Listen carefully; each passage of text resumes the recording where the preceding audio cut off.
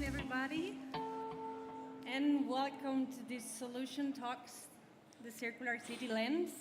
Let me introduce myself very, very briefly. I am a mechanical and materials engineer who spends her working hours designing and trying to launch circular economy projects. It's a very intense job. It takes energy, but it is absolutely worth it.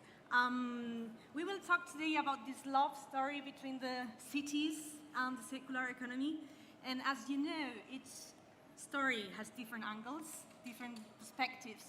And each of our 5 speakers will address one of these angles. So I am very, very glad to be here today and moderate this session, not only because the topic is absolutely exciting and important and necessary, but also because we have really great speakers. After each presentation, you will have the chance to raise your hand and satisfy your curiosity. Please do it. I mean, you have the chance to talk face-to-face to our speakers. We are in a congress in order to communicate and exchange ideas, so take the chance and don't be shy. So let's begin with before we begin with the storytelling, we would like to get to know you a little bit more. I think that is very interesting for me as a moderator and for our speakers. Do we have students here? Yes, okay. Who is working for the private sector? All right. And who is working for the public sector? Yeah, public. Okay. Well, we have a little bit of everything, that's fine. We begin with the storytelling. What is a circular city and why does it matter? A city is like a living organism, and to function, the city needs people, money, and resources. Resources like energy, water, space, infrastructures, manufactured items. And what normally happens is that these resources flow into the city. They are used for a short period of time, very often, and then they are normally, very often, thrown away or they get dispersed. And I think that's a pity. I think we all agree on that. So by adopting this circular concept, cities can explore, what a wonderful word, explore new strategies to identify these ways to manage these resources in a more efficient way. By adopting this circular economy approach, cities enable citizens and businesses to redesign, rethink, remanufacture, reuse, recycle better. So we are not just talking about the environment, which is extremely important. I think we all agree again. We are talking about delivering a more competitive city. We are talking about increasing resources, productivity. We are talking about enabling new paths of employment. We are talking about creating stronger social ties. We're talking about innovation and collaboration. And I think innovation is one of the key words within this circular economy concept. And there is someone among us who knows a lot about collaboration and innovation. He's André Corrêa. He comes directly from New York City. He's the founder of the Applied Research for Change, and he's also the research director of the Circular City program of the City of New York. André, the floor is yours.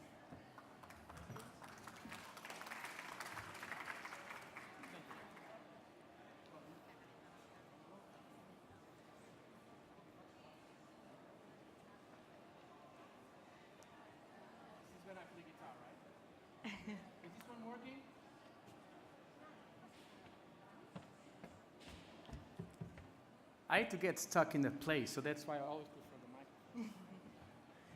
Anyway, not of the city of New York. Thank you for your kind words, but from New Lab, which is one of the largest incubators in New York. And thank you for talking about innovation. I'm the author of the Smart Cities, Smarter New York City, All City Agencies Innovate. This is an effort by 25 of my colleagues that I brought on board from Cornell Tech, from NYU, from Harvard, from Columbia University. Wonderful, wonderful, thank you. And are you sure I can use this? Okay. And so what I'll be presenting today is one of the programs that comes out of this book, initiative, okay? It's called the Circular City Program. What we did is, this is a public-private partnership with 4 types of entities. Startups, New Lab, which is one of the largest incubators in New York. Downtown Brooklyn is where the startups pilot some of the ideas I'm going to share with you. And New York City, because the New York City is one of the main funders of these New York City-wide incubators. This is part of an effort after the crisis, 2007-2008 crisis, to diversify the economic structure of New York City. New York City is now the second world largest hub for startups. That was not used to be the case, and in some numbers already surpassing Silicon Valley. So that's what the Circular City is this partnership. What's happening in this partnership? So I brought on board colleagues from Cornell Tech, from NYU and Columbia, and we are looking at the value of data sharing, thank you, the value of data sharing for 3 important problems: mobility, resilience, and economic growth. So in 2019, we are piloting the hypothesis of there's value in sharing data. And we selected 4 of the 100 startups at New Lab. We were working with 4 startups. We are looking at the data structure of each one of these startups. And we are having conversations with city agencies. When I say city agencies, I'm talking about city administration. City agencies working in the resilience, economic growth, and mobility. And we are engaging these startups with the cities to understand if the city agencies can benefit from data sets that the startups have and collect and produce, and vice versa, if the startups can benefit from accessing data sets that the city have. In 2019, we will be building the prototype of an actual data trust. So we're piloting with these 4 companies, 4 startups, and some city agencies to actually build a platform where they will be able to use machine learning and AI to come up with intel out of the data that is populated into this data trust. The vision is that in 2020, we will be able to start bridging this data trust beyond New Lab. So after, as I mentioned, New Lab is one of them. Other very important innovation hubs are Grand Central Tech. I was at Grand Central Station, UrbanX, NYCX. So there's a network of 10, 12, 14 large incubators, and the vision is that we build a data trust platform. We're not talking about monetization, so this is an important element that maybe some of our colleagues will be talking. We are talking mostly about the value creation by purely sharing the data. There are very important ethical issues involved. I don't know if you are familiar with the work of Sidewalk Labs in Toronto. Who is familiar with the work of Google in Toronto? Okay, so you know the disaster that's happening. Sidewalk Labs, supposedly the most well-prepared company in the world to deal with smart city stuff, boom! Just because of issues of data sharing and data privacy that, in spite of all the efforts, I'm not criticizing Sidewalk Labs for things that they are doing. I'm actually just pointing how critical is this issue of data sharing. So we hope to use these pilots and the prototype we're building in 2019, not only to address the technological aspect of sharing data, but really we're bringing philosophers on board, we're bringing theologists on board, we're bringing really thought leaders to help us understand the ethical implications of sharing data. So there will be each one of the research teams I mentioned, they're working on a paper. The papers will be released in February. So Cornell Tech will be working on the value of sharing data for mobility. NYU, the GovLab team, is working on the value of sharing data for economic growth. And my colleagues at Columbia University, Earth Institute in particular, are testing the hypothesis of the value of sharing data for resilience purpose. So we have time for one question, right? Yes, that's right. Yes, maybe. Is there any question? Yes. I can hear you, and I'll repeat the question. It's a people's mic. You know the concept of people's mic, right? The circular aspect is the data. The data that circulates from startups to city agencies and from city agencies to startups. And of course, city agencies get the data from life in the city. Yeah, so exactly. So in 2018, we're testing the hypothesis that there's value in sharing data. We're not questioning the value of data. We are testing the hypothesis of their sharing data. And then in 2019, we will actually build the platform that would allow startups and city agencies to access data through algorithms and for their own business. And we have already... Anyway, I could continue. A question at the back? How are you to the NYC Open Data Platform? My GovLab colleagues, I'm from Columbia University, but I think just like the book, work is so much fun when we work across silos. So lovely to have NYU on board. So the GovLab team at NYU is one of the main players with the... Oh, the city. I heard NYU. Sorry, you said NYC.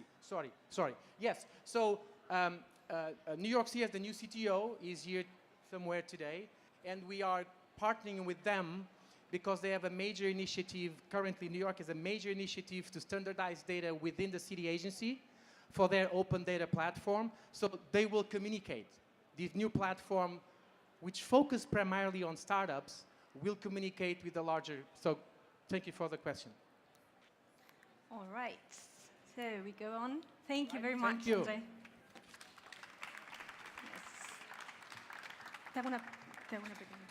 Sí.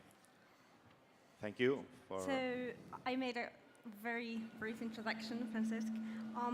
I can imagine that a lot of, or many policy leaders struggled a bit when they face this circular economy approach, because it is true that it's a broad concept, might be a little bit overwhelming. And I suppose that one of the strategies is to set a baseline and to know your territory and to think a little bit about, okay, which are the characteristics of my territory and what are the best opportunities for my city. And I think that Francesc Magriñà, Strategic Planning Director of the Metropolitan Area of Barcelona, has something to say on this subject. Good morning. Thanks for the invitation. My question is, what is possible, how is possible a private-public partnership, and how is possible a social approach of this? And also, for us, what is the role of the public policies in this question for the governance? And for me, one of the elements for me is that, for example, in the metropolitan area, you have the municipality of Barcelona. All the people know Barcelona at the municipality, but it's only 1,700,000 people. But the area, the metropolitan area, has the region of Barcelona is 4.5 million. And we have a governance of the metropolitan area of Barcelona is for 3 million. But in this territory, you have a complexity of governance because you have different kind of actors. This is our problem if we want to have a new governance, for example, for circular economy. The next, in this case, for us, we have a good agency, is the metropolitan area of Barcelona.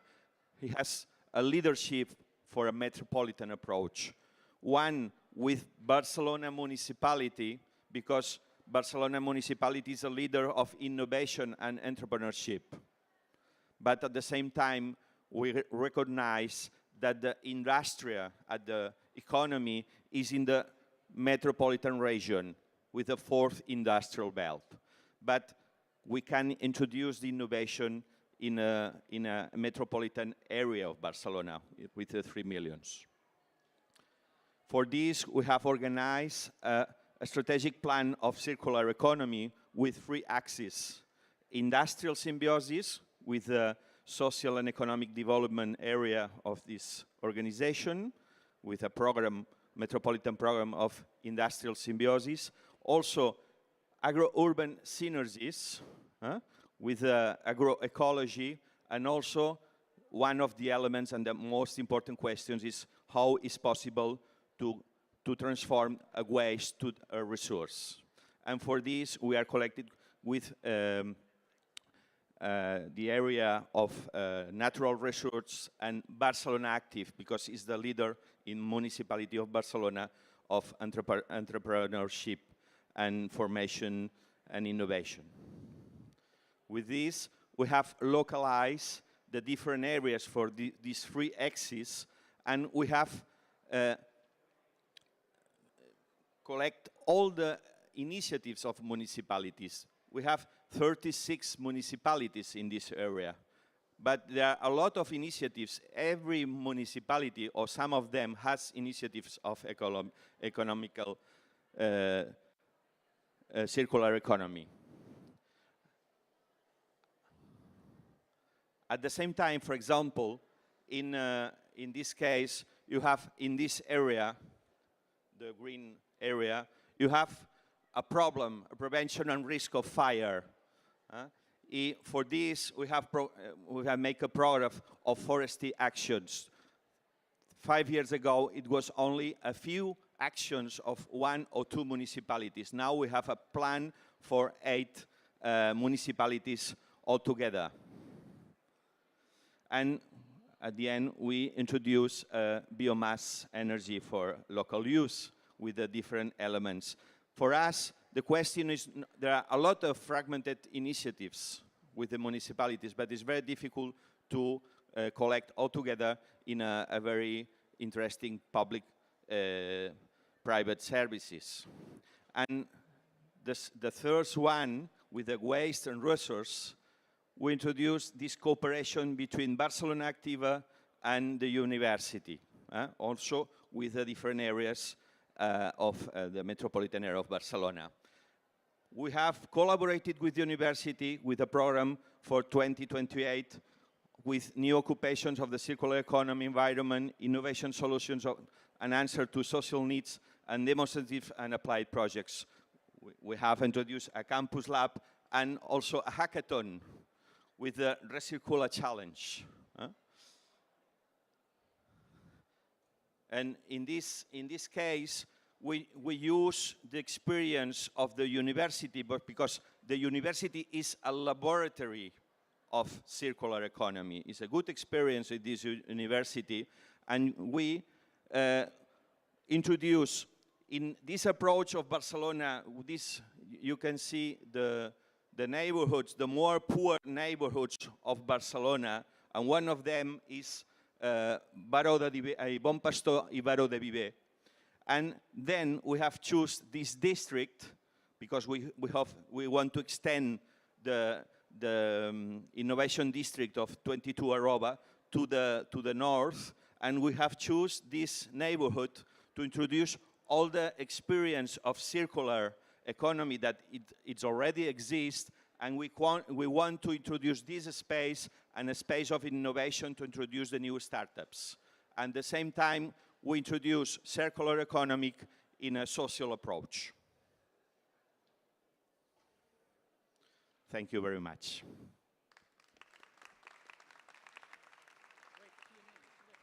One question, see. There's one question.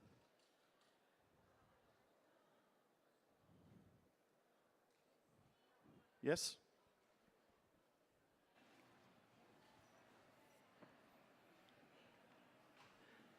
So how do you work with the municipality of Barcelona? Can you say a bit more about that? Because you represent the metropolitan A and B, right?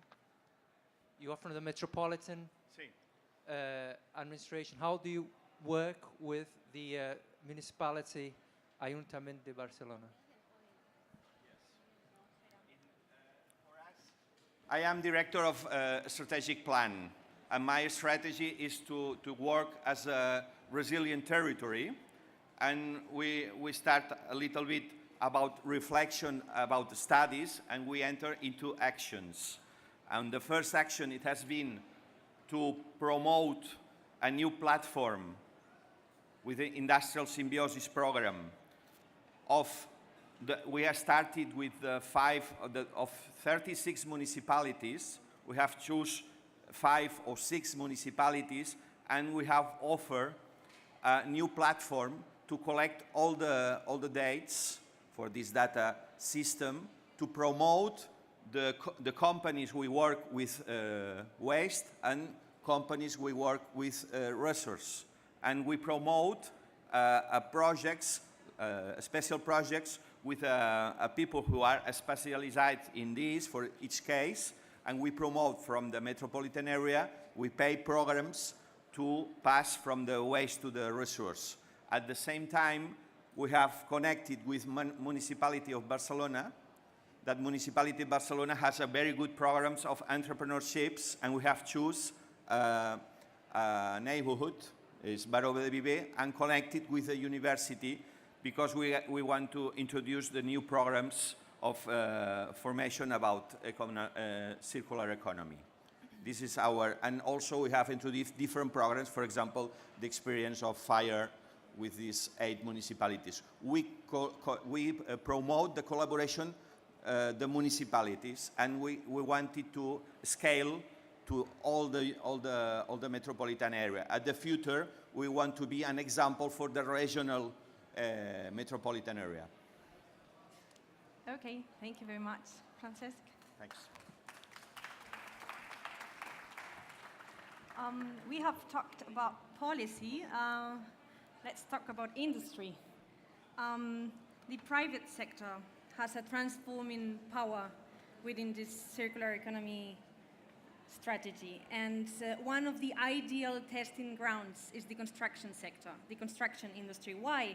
Because it's a major consumer of resources, and it offers at the same time a lot of different circular opportunities. You can reuse a space, you can repurpose an infrastructure, you can use renewable materials.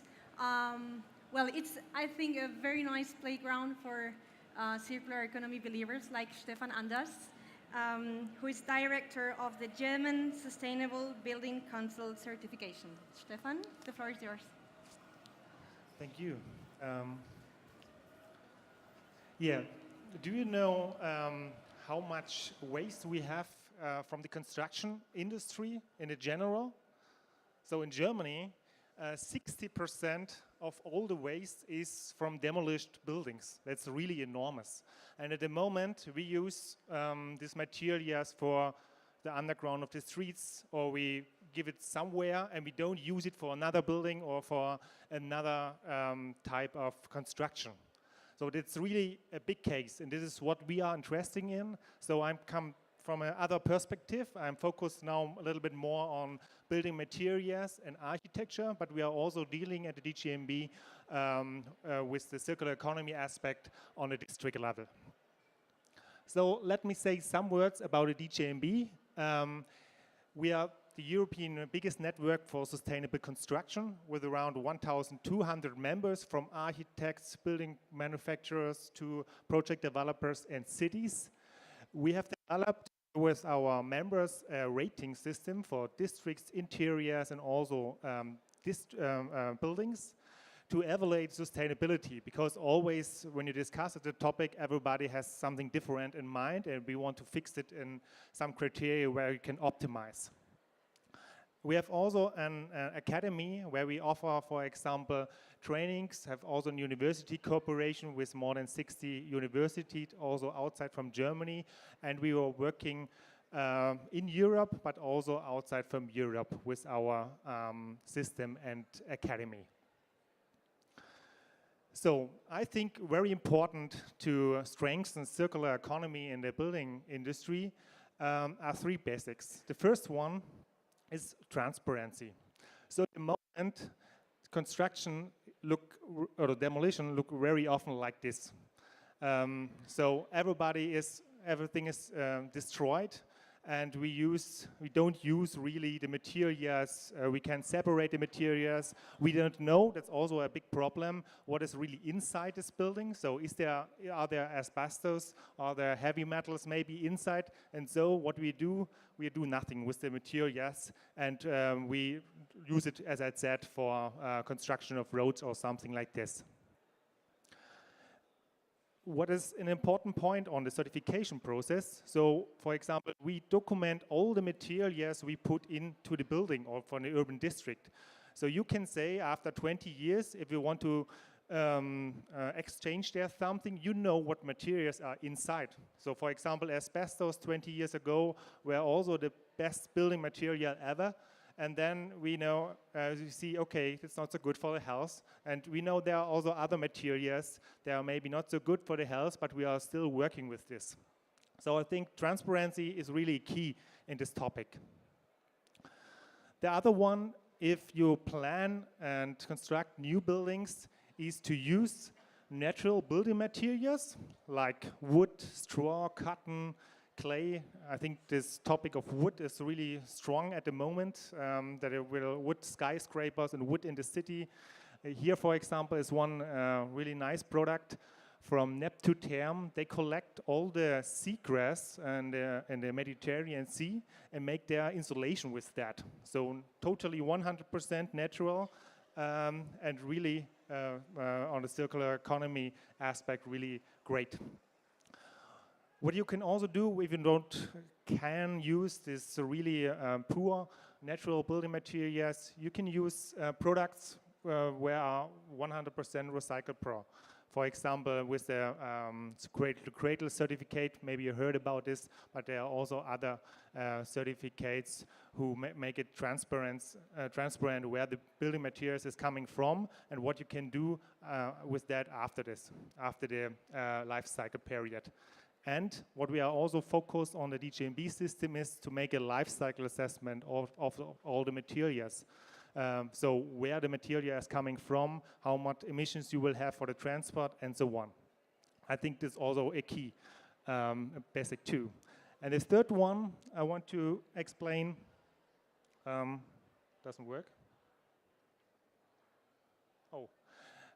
Is to think about how to construct the buildings, because you can use a cradle-to-cradle certified product, but when you don't fix it in a mechanical way, you use glue or something else, at the end this sustainable material can also be not sustainable, because by the end you can't reconstruct a building because everything is combined with glue. So this is also important to think about the construction techniques that you can use, for example, the window after 20 years of time for maybe in another project, or make it a new one inside, and you can recycle this by 100%. The digitization can be an important tool to help circular economy and the construction industry. Only one or two examples. We ourselves have also one building material platform called DGNB Navigator. There you find, as an architect or planner, a lot of information from different building materials. For example, here, this was this Neptune example. There you can find information about life cycle assessment, about CO2 emissions, and so on. And this is really important to give transparency of the products, and then you can compare products and see how you can recycle them. Other tool, what I think is really interesting, called, maybe you heard about this, is Madaster. So that's a platform started in Netherlands. And the idea is also in connection with building information modeling of buildings, that you know which materials you have inside the building, and you can offer your building materials after 20 to 30 years to another building. So the idea to exchange the building materials, to have something like that, some storage areas, and they have really done their great projects with small pieces of old building used for a new building, but I think that could be starting point maybe for a really new circular economy industry in the construction sector.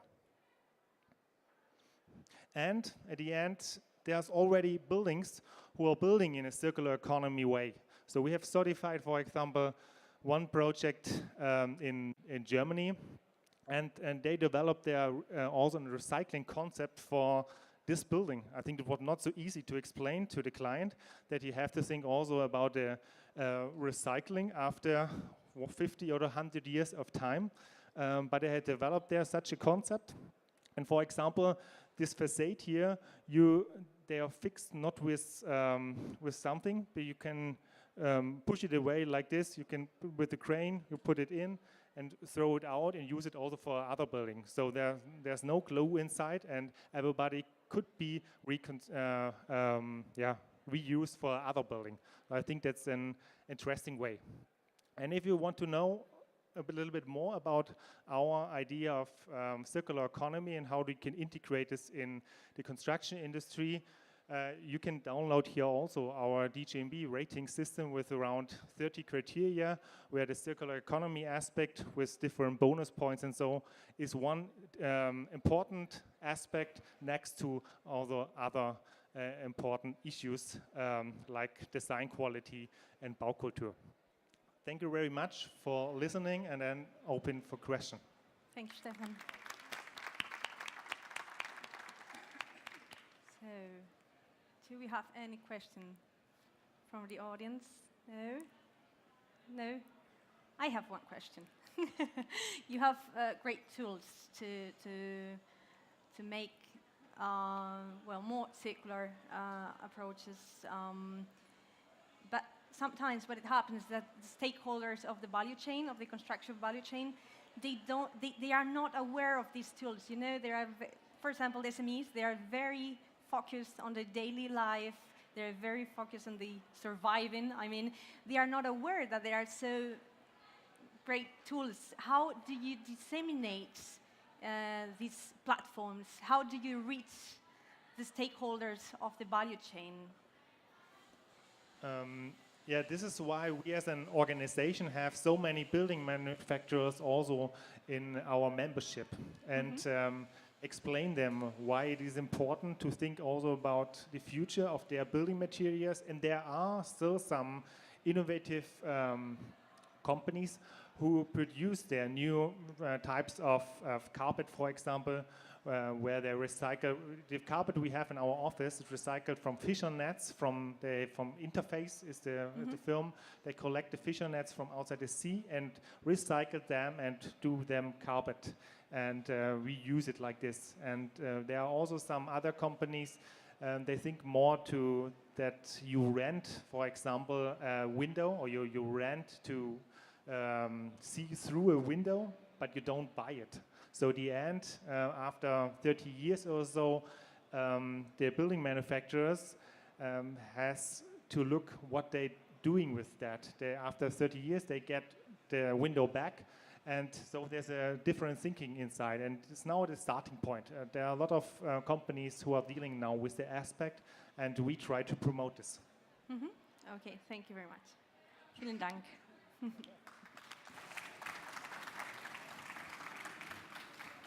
So we have talked about public-private partnerships, about policy, about industry, and I think there is a big pillar missing, and this pillar is us, the society, the citizens. What do we think about the circular economy? What are our motivations, our attitudes, our perceptions? Victor Moyano, project manager at the CreaFutur Foundation, asked himself these questions and conducted a very interesting study whose results is going to present.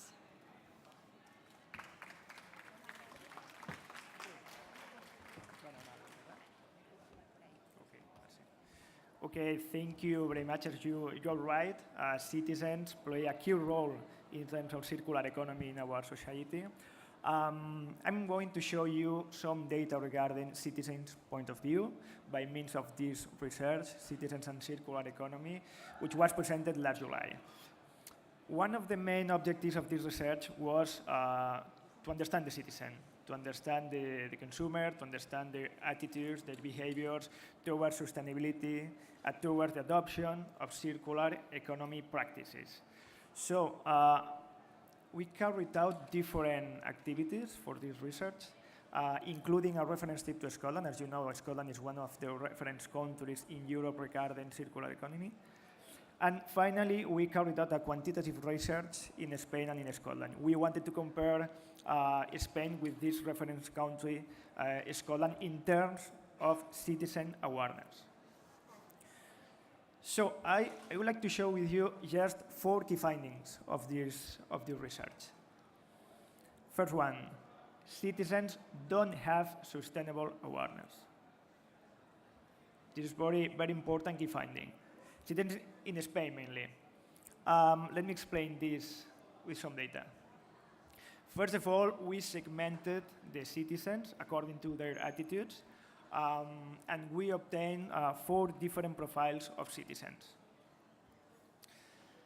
The first one, the conscientious. This is the most aware group. This is the group leader compared to other groups in terms of taking products to recycle, taking products to repair, or buying second-hand products. Then we have the unpredictable. As the name suggests, this is a group that sometimes they behave in one way, sometimes in another way. For instance, they recycle, but when they go on vacations, they don't behave in the same way. So they are not constant in this sense. Then we have another interesting group, the conservative. For them, sustainability means just recycling. It's just recycling. They don't think any other aspect more over recycling. So aspects related to sharing or even to repairing products are not so considered for them. And finally, we have the carefree. They don't care about sustainability. They don't want information regarding sustainability, and they don't want to change their behavior. The problem with this group is that we have found that this is the youngest group, with higher percentage of people less than 29 years old. So this is a problem. Well, it's interesting to understand the profiles, but I guess that it's more interesting to quantify them. Bad news for Spain. Here we can find that the biggest group are the carefree. 36% of the Spanish population are carefree. And then the conscientious only represent the 23%. If we compare this data with data from the research in Scotland, as you can see, there are many differences. The most important group are the carefree as well. So here we can find that at a citizen level, at a citizen awareness level, we don't find many differences among Spanish and Scottish citizens. Then let's go to the second key finding. There is a need to ensure the quality of products. When we say recycled, remanufactured, reused, and repaired products. We ask them to compare the quality of these products with a new one. Of course, most of them say they prefer a new one. But if you take a look to the red bar, here you can see that these products which are more transformed, the recycled products, the manufactured products, obtain a higher perception of quality over repaired and reused products. So here the challenge is how can we make to ensure the quality of these kind of products in order to make consumers to buy them. One example or one idea could be a quality label. In this sense, we have the example of Revolve. This is a quality label awarded in Scotland. And this quality label goes to second-hand stores in Scotland. And they have certified more than 120 stores of second-hand products. So this could be an example. Then the third key finding, current ways of communication are not enough to change citizens' behavior. So here we asked them regarding the environmental conditions in 10 years. We have, as you can see, very polarized answers. There are many people who say that they are pessimistic and many people who say that they are optimistic. The important thing here is that the consensus, they are the most pessimistic ones. This polarization of answers can be related to the lack of information they have at the left chart. Less than 50% of respondents, they state that they have much or quite a bit information regarding sustainability. It's not a big percentage. And this percentage can be related to the other one, to the effectivity of communication campaigns over sustainability. In Spain, just 20% of respondents state that these campaigns are effective. So we are not reaching the citizen. We are not generating any impact or any change in behavior in the citizens. So the campaigns that we are launching does not have impact on the citizens. And final one, incentives. Incentives and incentives is what they demand in order to change their behavior. They demand to public administrations to incentivize them, but also to companies, to the more sustainable companies. Then if the public administration incentivizes the more sustainable companies, I can be benefited as a citizen, having access to cheaper products. And then on the contrary, fines on companies that are not so sustainable. So at the end, incentives, and incentives is the only way to engage them. And they also demand to companies incentives in one way or another, but at the end, incentives. Offers, facilities, discounts for returning garments or for recycling, they request incentives. So as I was saying at the beginning of the presentation, citizens are or play a key role in circular economy. We need to engage them to change the whole model. Thank you very much.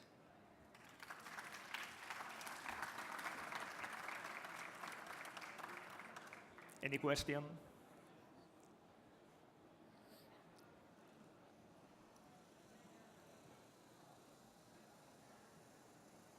Hello. My question is on whether you conducted a research to understand how conscious citizens became conscious and what made them, how they perceive they became conscious. Okay. This research was conducted online. In Spain, there were 1,500 interviews online by means of a panel. The respondents didn't know before doing this survey that they were going to respond a survey related to sustainability, so it was not biased. And they don't say if they are conscientious, they are carefree, or they are conservative. This is an analysis that we carry out regarding the answers. So there were a lot of questions regarding their behavior, their attitudes. At the end, we segmented the different profiles.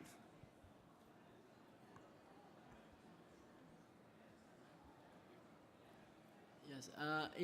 In your analysis, did you identify like some specific aspect of the conscious one?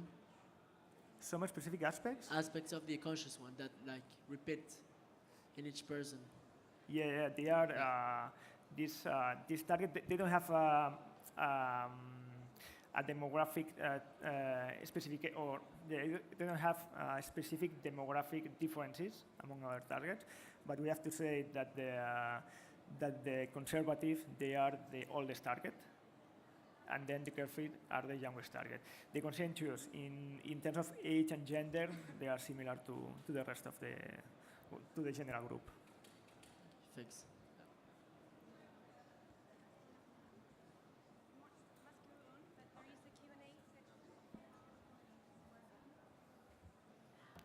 Yes, well, we must go on, but there is a Q&A session at the end, so you can ask your question. Thank you very much. Thank you very much, Victor. So we go with our last presentation. As I said, the circular economy is a broad concept, and there are many interpretations, and we see very different initiatives popping up all around the world, all around the cities, and it could be nice to gather results and in order to compare cities, and maybe in that way we can learn from each other in an easier way. Jaume Albertí, from UNESCO Chair in Life Cycle and Climate Change, will show us how to get the whole picture. Jaume, the floor is yours. Thank you, Adriana, for your introduction. Thank you, everybody, for attending this session. It's my pleasure to be here. Yeah, let's talk about city assessments.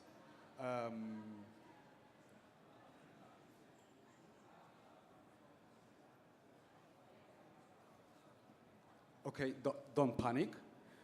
This is just to show that if you want to perform a city assessment, there is some stuff in the market. But what if I suggest you to previously think about some criteria that this assessment should comply with? So first think what we want from the assessment, and then we will see if there is an assessment that complies with all that criteria. So I would suggest you the following. We might ask the assessment to have this holistic point of view. It means tackling with social, economic, and environmental dimensions of sustainability. Also, why not just focusing only on CO2 emissions? There are more environmental assessments, environmental impacts than CO2 emissions. I will explain why, and also this is important, and also the life cycle perspective, meaning that we must not focus only on the use stage of the system we are assessing, no matter whether it is a city or just a pencil. There is upstream and downstream impacts that should also be taken into account. So these three, let me stop here, these three first requirements, all the three are, have a background goal, which is to avoid problem shifting. I'm sure you've heard about problem shifting. Problem shifting is when someone trying to avoid an impact, trying to solve a problem, what in reality is doing is just transferring the problem to another part where he or her is not focusing at that moment.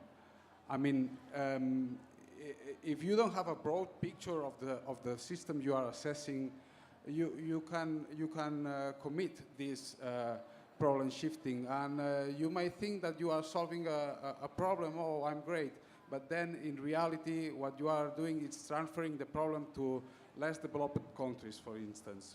And I'm sure you wouldn't like to do that. Of course, the fourth point, the fourth requirement is to allow comparison between cities. As my colleagues said before, comparison is the base for benchmarking. Benchmarking is fantastic. It's wonderful for improving or performance, so I will go back to comparison. But okay, now we've talked about the requirements, and you remember the mess of assessment that I showed you before. So what's in the market that comply with these requirements? I think you all agree with the requirements, but we can discuss it after in the QA part of the speech. Well, the answer is that there is none.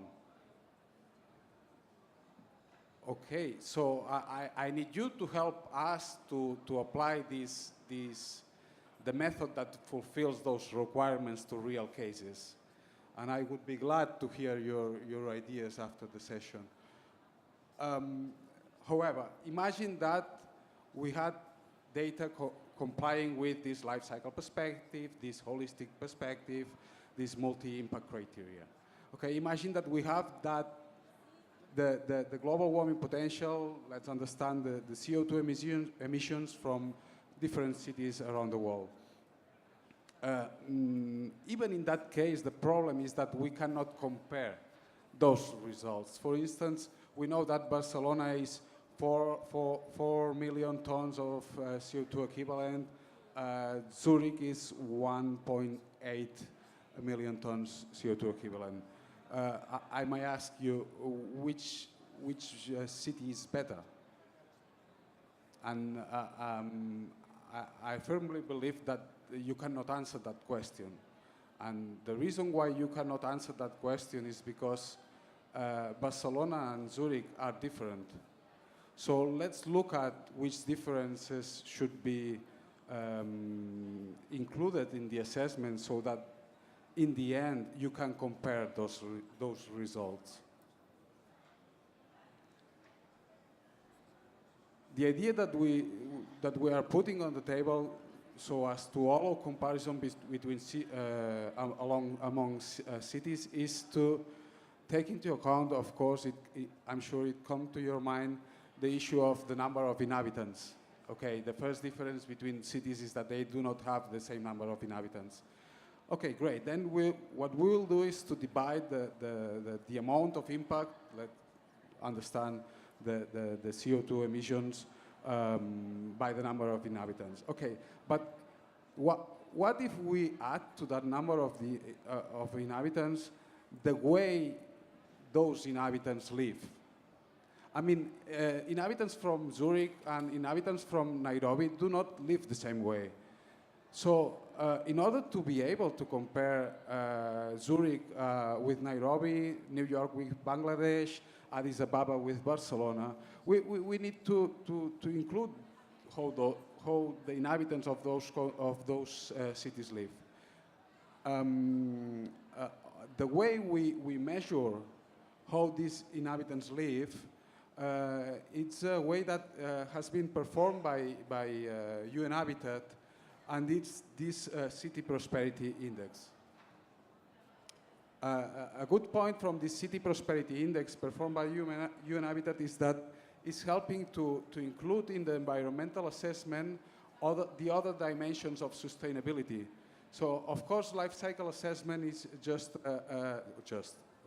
it's an incredible environmental assessment tool, but it is true that it lacks of these social and economic aspects. Of course, one could say that it does exist the social life cycle assessment, and there do exist the economic life cycle costing. But okay, a city is such a complex system that let's go for a more simplified assessment. Life cycle assessment is a complex assessment, but don't complicate too much the issue.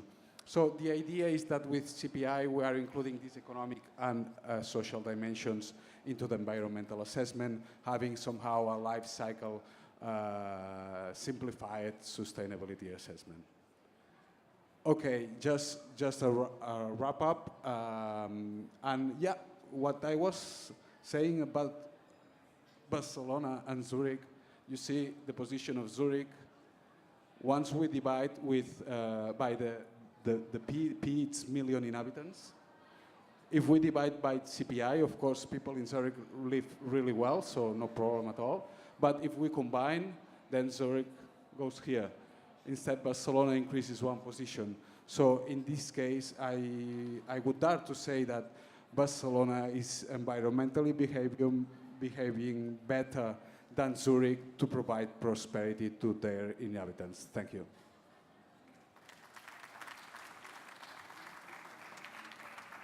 Thank you very much, Jaume.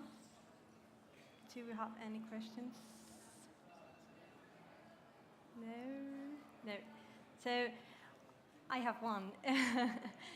We have Francesc here. Are you willing to implement this life cycle assessment in the metropolitan area of Barcelona? Are you willing to talk Yeah, in fact, we should meet to talk about that because I'm really interested in doing so. Of course, the next step is to apply the method to real cases. We are willing to perform, hopefully next year, a pilot study in 5 different cities. I would like to make different in capital letters, because one of the good points of the method is that you are able to compare really different cities. So in order to refine the method, of course, it will help if in the pilot case there are these different cities. And I think Barcelona is a great candidate for. Perfect. Thank you very much. So we have a few minutes for a Q&A session, so I invite you all to go on the stage. And I invite you all to ask questions. Don't be shy. Take the chance. So I think you had one question for Victor.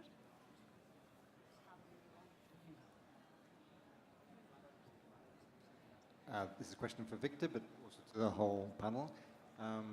Very interesting results. Have you found here at the trade fair or elsewhere any solutions which may help increase citizens' awareness of sustainability?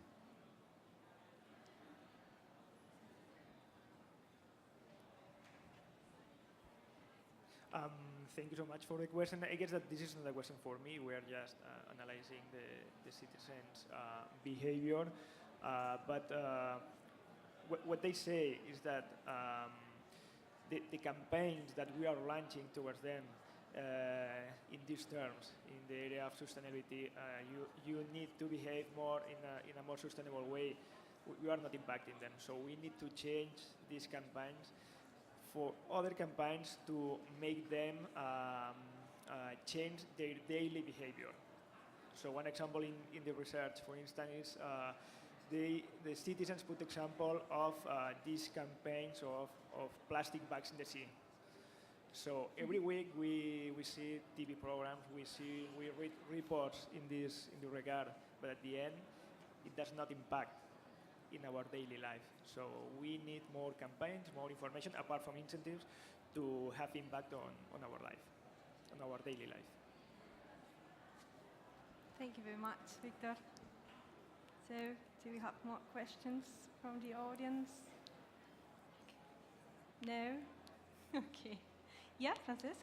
No, for the question that you asked me before, oh, yeah, well, that we are creating but the same schema with the same yes. topics, because it's with the Metropolitan Observatory we have here in our organization, the International Organization of United Nations, and we are trying to organize the same indicators that we have proposed for.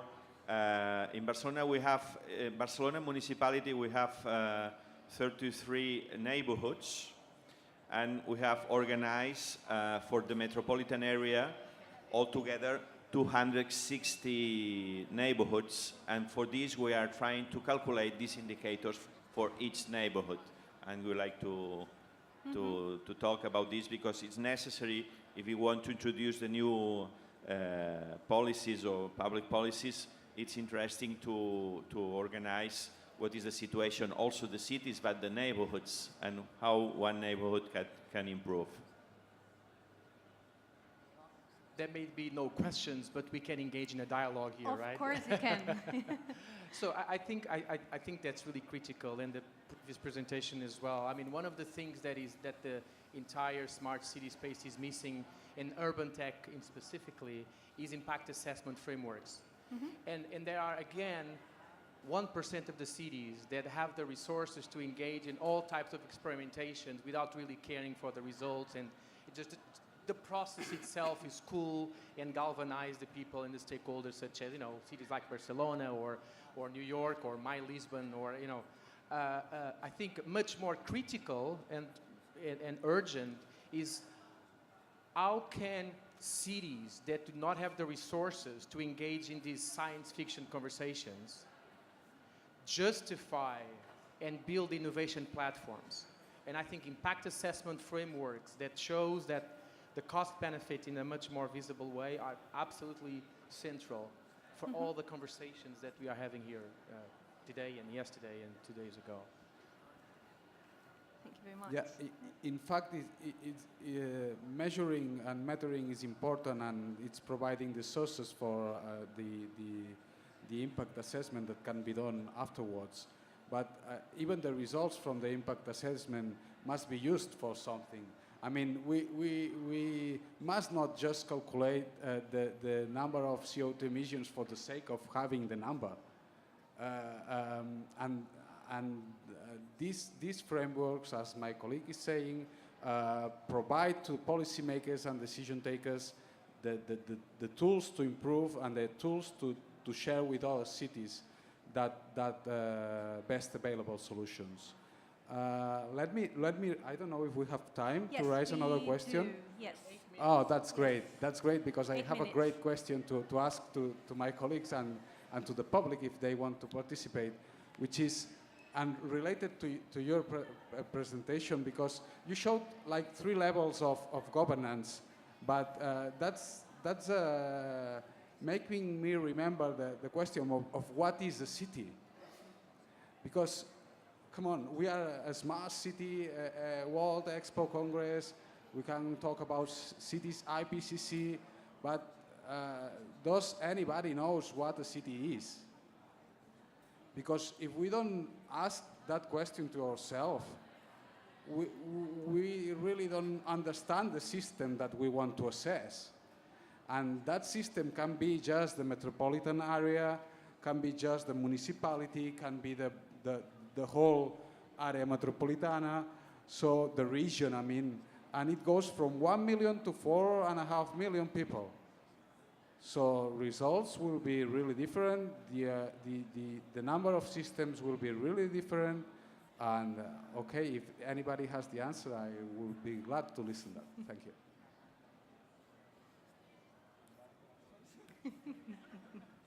Do you have any answers? Not in 5 minutes. We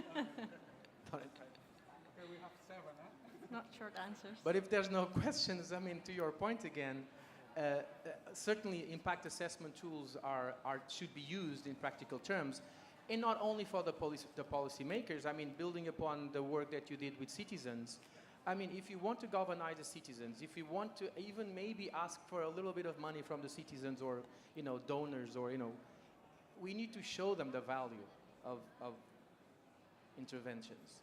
And in the academia, we've been talking a lot about self-funding innovation. How can innovation be funded by savings from stop doing the things we do the old way? So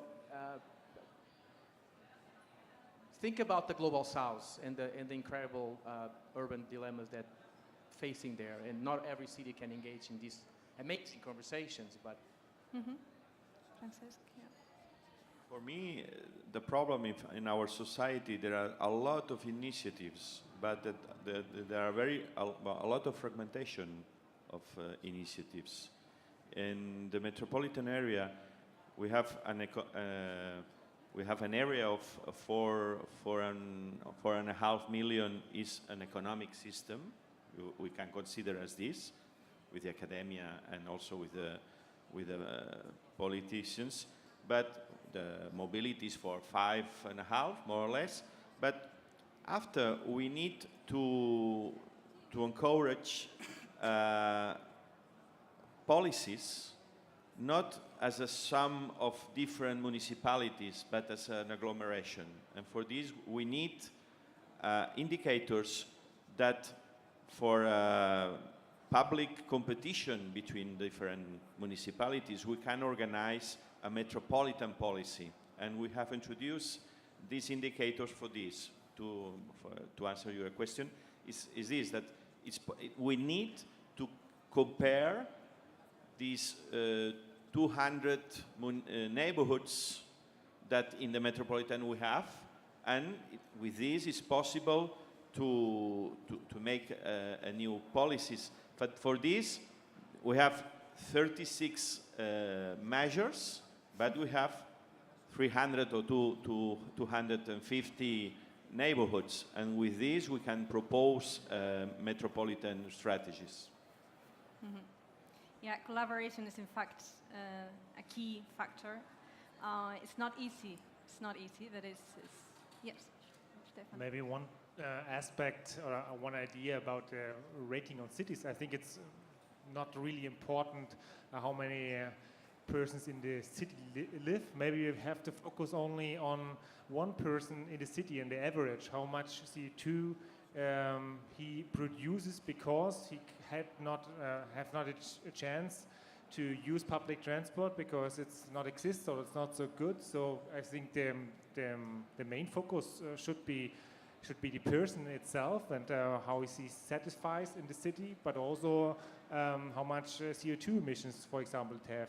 And it could be really interesting to see if a person in Barcelona city center produces more CO2 emissions like a person outside of the city. I'm not sure if it's really so that on the countryside everything is bad and not sustainable, and in the city center everybody lives sustainable.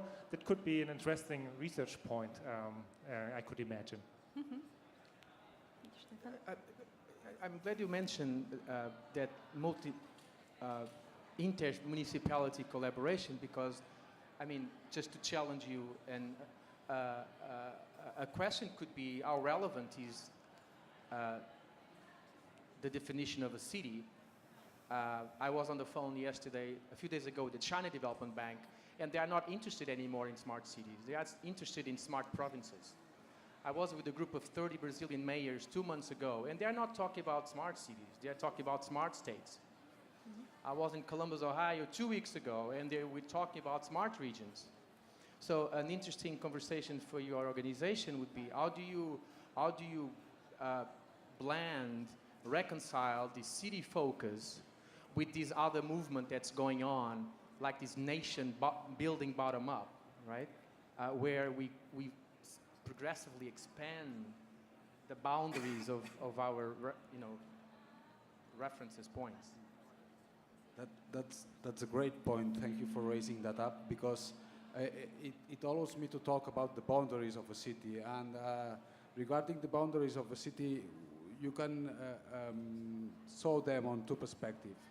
The geographical boundaries of the city, which can reach, as you say, until the region level, because of course the inhabitants of the city area do not feel that they are going away Barcelona and entering l'Hospitalet de Llobregat. This is l'Hospitalet de Llobregat. This is not Barcelona. I'm sure that when you go to Barcelona, you don't feel the difference. So if I should perform the assessment of the city of Barcelona, I would include for sure the l'Hospitalet de Llobregat. And a different thing is the functional boundaries of a city. And that means that if we are taking gas from Algeria, we should include somehow the gas that is coming from Algeria. And if that gas comes from the province of Kirkuk in the eastern Russia, that means that we should include somehow some impacts from there. This is a challenge, as you said. I thank you for that question, and well, so yes, I think time's up. Time's out. So yes, time to say goodbye. Jaume, André, Victor, Stephan, Frances, thank you very much for joining us. Thank you too. You have been a great audience, and I hope you enjoyed the session, and I hope you enjoy the Congress till the end. Thank you very much.